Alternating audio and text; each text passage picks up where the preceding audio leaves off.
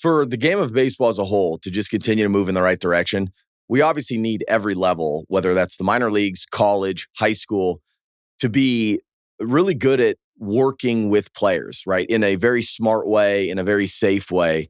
And so the more college coaches or high school coaches or travel ball organizations that are educated, that do things the right way, I think it's ultimately better for everybody. Because if you see a kid, let's just say, who's getting abused in high school because he's throwing way too much, he gets in a pro ball and then he has an arm injury, right? And then now you're stuck having to deal with, it wasn't anything that you guys necessarily did. It was really a byproduct of what he was doing from the age of 14 to 17, right?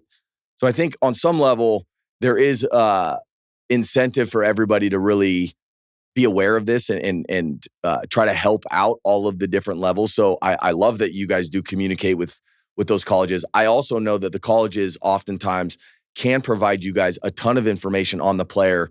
Getting that information is extremely valuable. So if you have these relationships, naturally, I would expect that you guys kind of lean on that to, help fill in the gaps, of any information that's lacking. I think there's been an evolution in the relationship with a college coach. It used to be when we didn't have much data, it was talking to them about like, hey, can you give me a scouting report on this kid? Like, how hard does he hit it in practice? Like, what does his BP look like? And all those things. Then we all of a sudden got to a point where we had so much data that we didn't really rely on them for the breakdown of the talents. But we're now breaking down what does it look like when we're not looking like. What is he like in your locker room?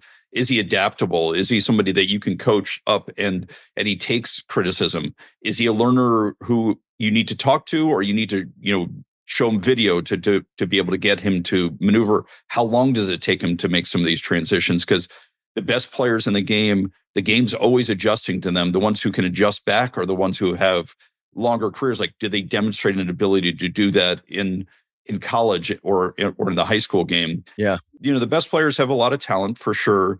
They also have to be available. They have to take care of themselves so that they can play as many games and contribute as much as they possibly can. And then if you hit the trifecta, they also are great human beings.